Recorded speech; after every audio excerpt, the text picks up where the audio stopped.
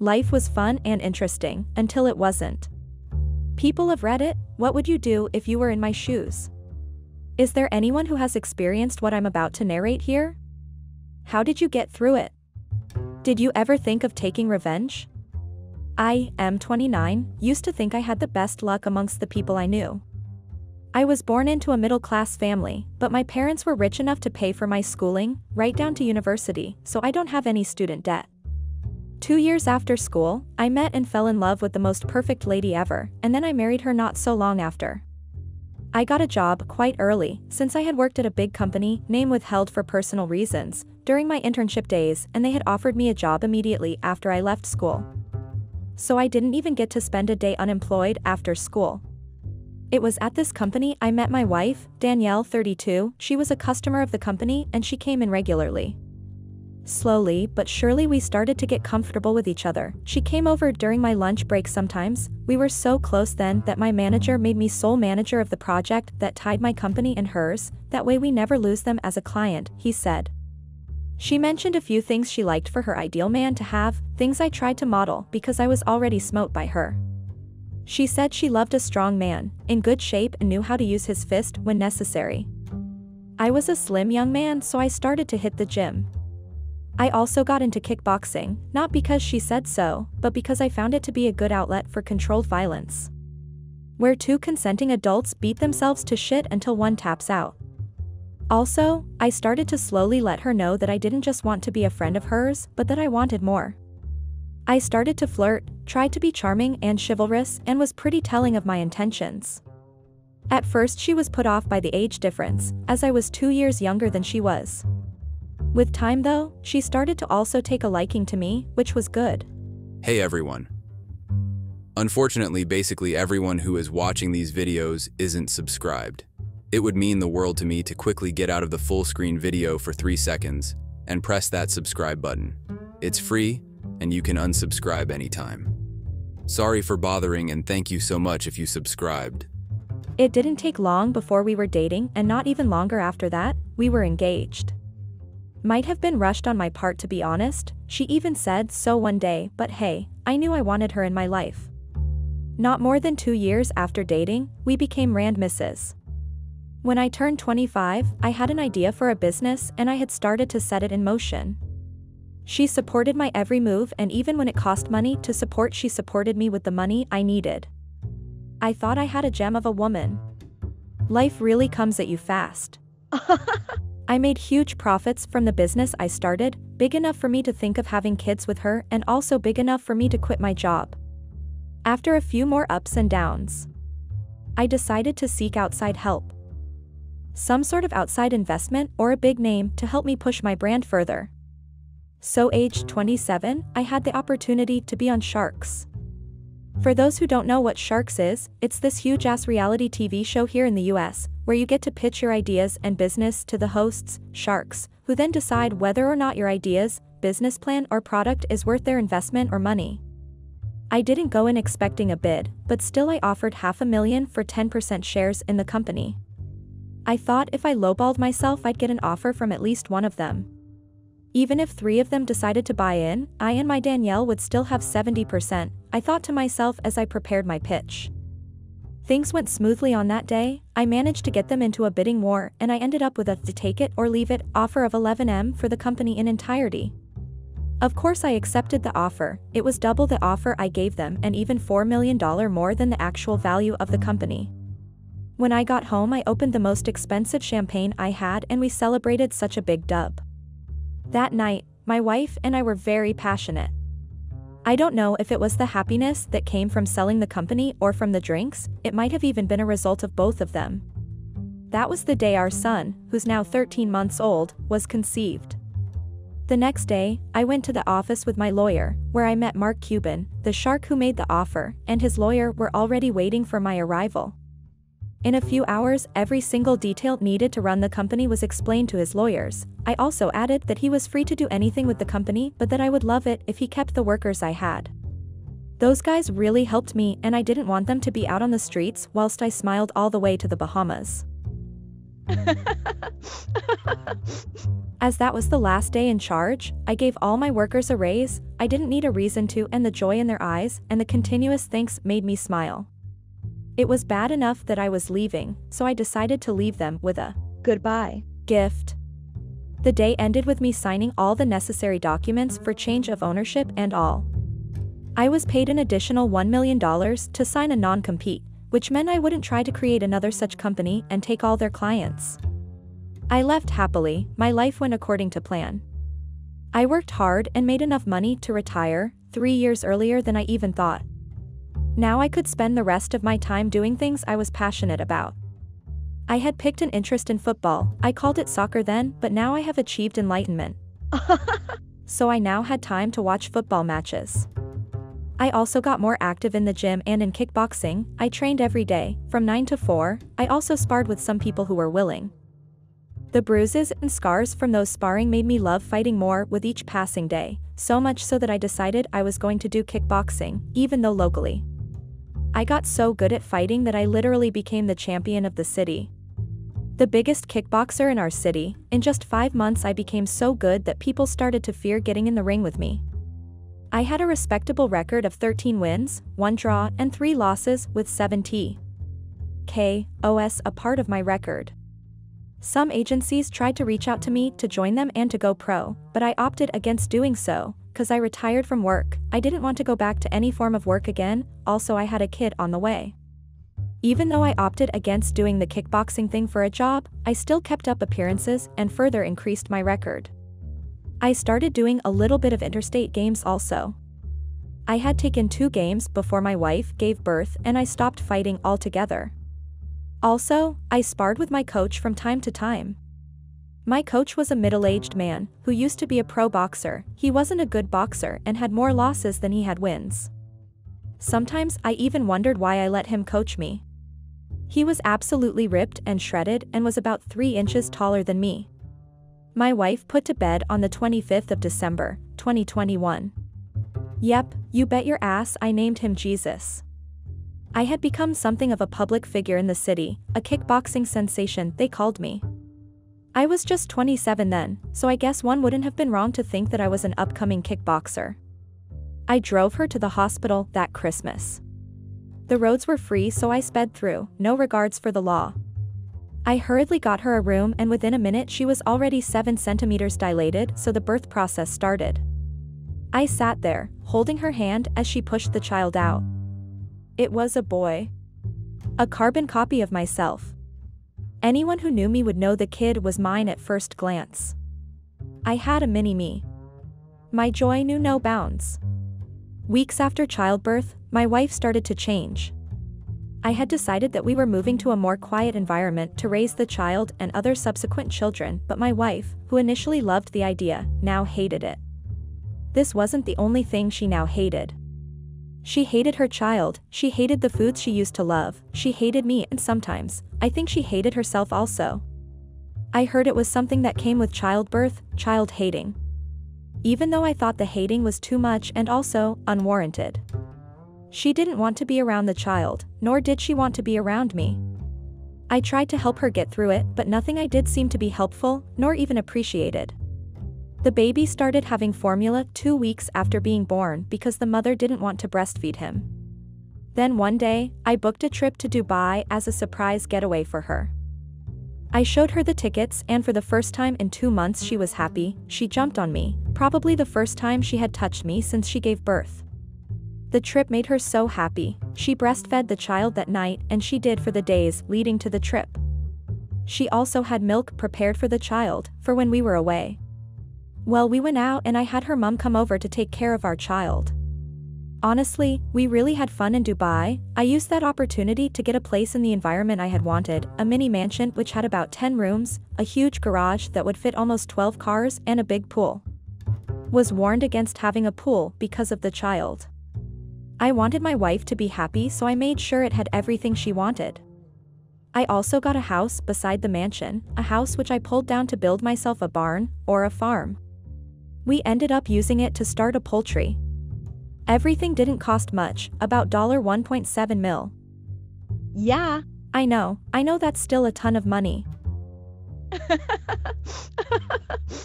We spent a week on our trip, we visited places, Burj Khalifa, went on a Burj Al Arab boat tour, amongst other things.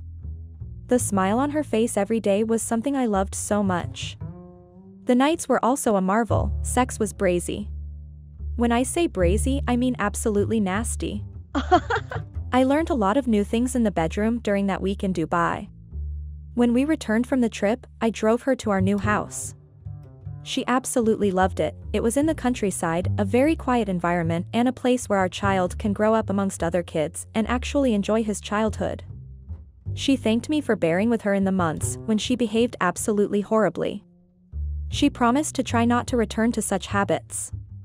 Well, about my kickboxing career, I and my coach opened a gym in the area, closer to the city though, cause I knew it would be hard to get people in the countryside to join a gym, especially since a lot of them already did heavy-duty jobs.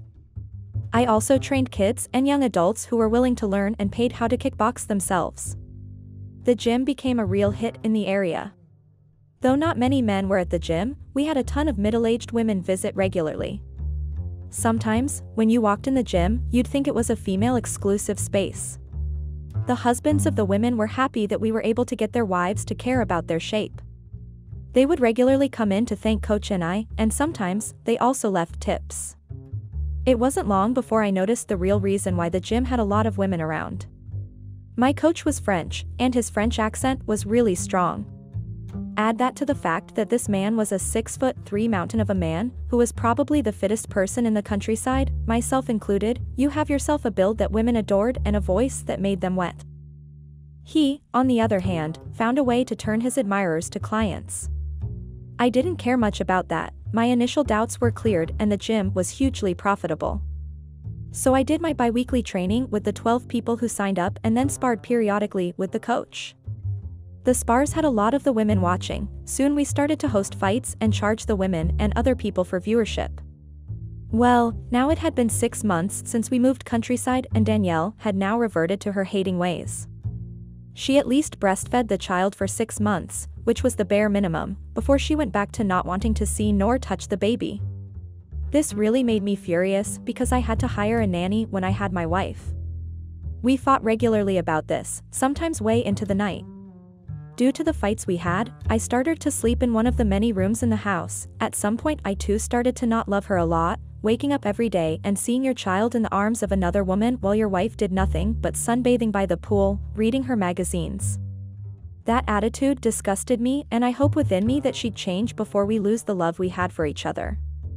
Slowly but surely, she started leaving the house. Which was good, I guess.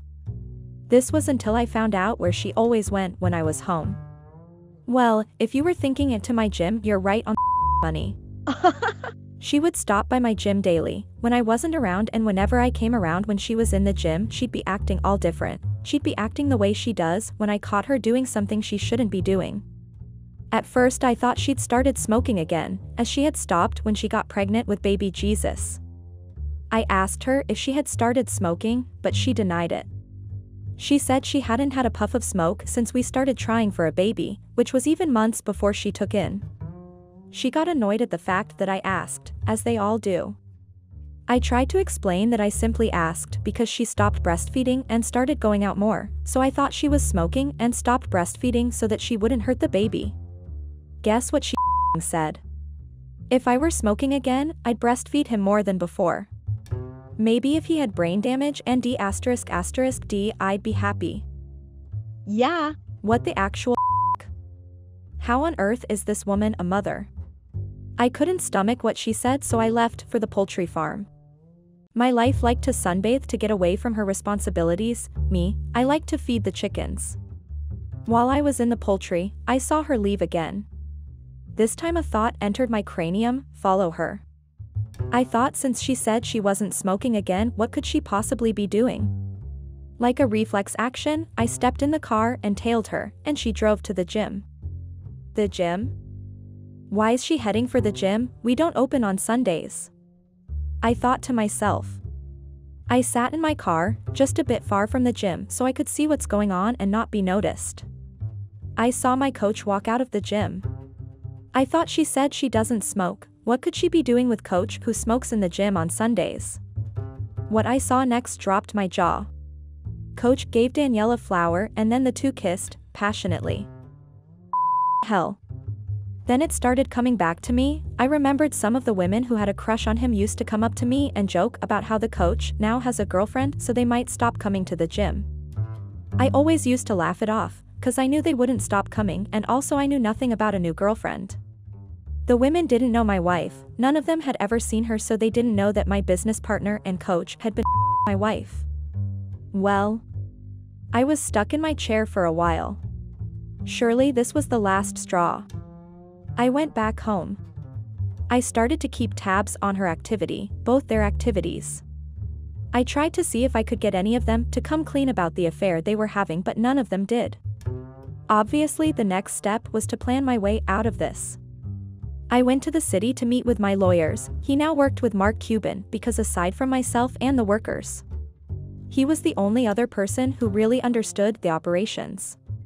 We had a long conversation, catching up. He told me how much the company was worth now, over $100 million. I was happy that my idea really made that much of an impact.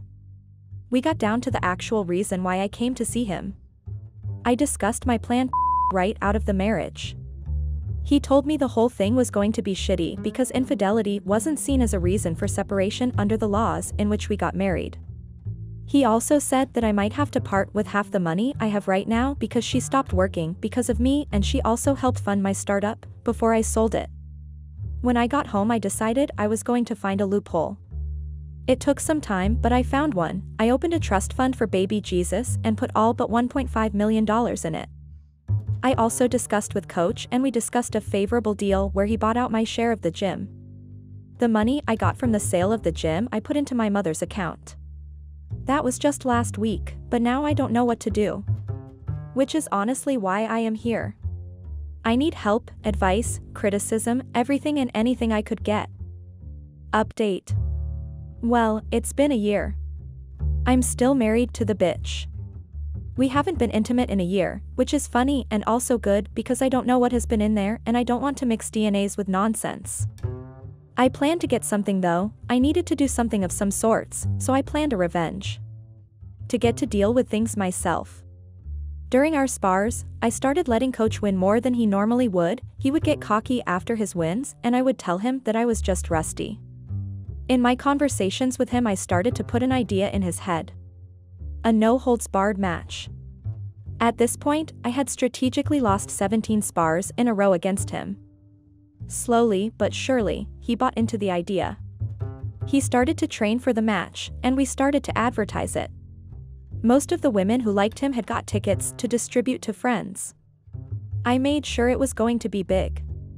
The only thing I didn't do was televise it, though I had the means to. When the day of the match drew closer, my wife started talking to me more about it. She'd tell me to go easy on him, that he was 10 years older than me so he would be weaker. She knew how strong I was and I think she was worried I'd break the face she sat on regularly. On the other hand, I started to do little things to annoy the coach. I would flirt with some of the women in the gym, especially the ones he told me he liked the most. I would break things, just to get under his skin. I no longer shared the losses so I didn't have to pay for broken stuff. He started to complain soon. Yep, this fool was walking straight into my trap. He started to get a little more aggressive in our spars, which made me know things were going as planned. I kept up the petty antics. One day, I accidentally drove into the gym. That was $5,000 worth of damage right there, and due to the gym clause I signed when I switched from owner to customer, the gym clause which stated that damage done by paying customers were covered by the establishment, I didn't have to pay for shit. He came out absolutely furious. He was shouting at the top of his voice. I finally got him where I wanted. I shouted, mostly telling him to shut up, that it was an accident and it could happen to anyone. I went a step further and added, accidents like this one and your doping incident that made you retire as a worthless, waste of space boxer happens. He wailed. I hit him where he hurt the most. Don't worry, come next month, I'll show you who really is the waste of space. He continued wailing and screaming at me as I sat in front of the bar. Some of the women came to my aid, asking me if I was hurt and all that. I told coach I wasn't sparring anymore, that if he wanted to prove he wasn't as useless as his father thought, he should beat me in front of the crowd. Did I take it too far? Probably. Do I care? No.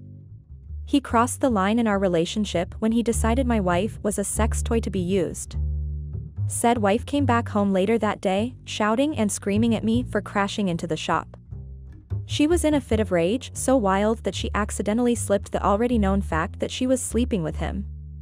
That was when it hit her. All I did was just a plan to rile him up so that I could get him into a ring which he probably would have to be stretched out of.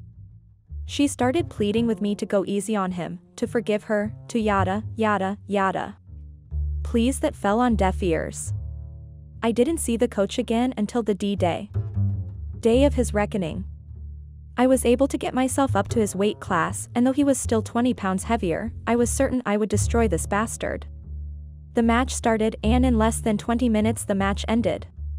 He had started coming at me with all the rage he had. I soaked in all his attacks cause for someone who was a boxer, he hit like a girl. At the start of the second round, I unleashed my evil intent.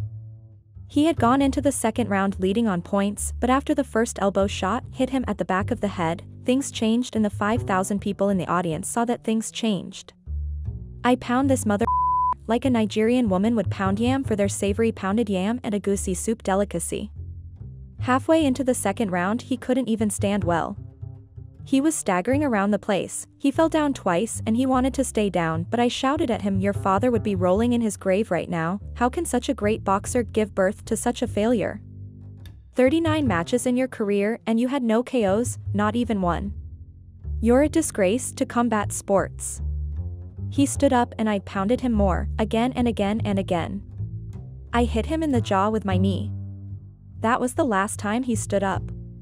He fell face first, but I still followed him down, landing an elbow to the spine. I put him in a submission lock and he tapped immediately. I had one. I knelt beside him and whispered in his ear, "I know you are my wife, I've known for a year now. That was why I suggested you step in the ring with me. You stupid fella, you saw my fights, you saw how people trembled when I walked in the ring and you thought you could beat me because I stopped fighting for 2.5 years, I added. I stood up and looked in the direction of my wife. She was horrified. The ambulance came and Jim was stretchered out. She made to leave, but my lawyer held her, giving her the papers he had in his hands. I had served her and I was ready to give her whatever she wanted. She just had to go. The reason why I did what I did to the coach was because he had known me for close to 9 years, we were very good friends, and even started a gym together, yet he still decided to lay with my wife. Out of close to 30 women who had a crush on him, he chose my woman. I took a microphone and announced my return to kickboxing to the audience, and even better, I announced that I now consider doing it for a living. That's where we are right now, guys. I've started the journey towards single life. Update 2. Well guys, it has been 3 years since the epic grudge match versus French fries, as you guys call him in the comments.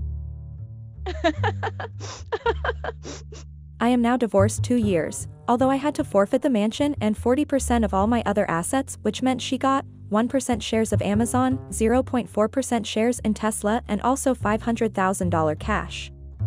Now those shares are worth millions, and the divorce has literally made her the richest woman in our town, but hey, that's life for you, at least I got my kid.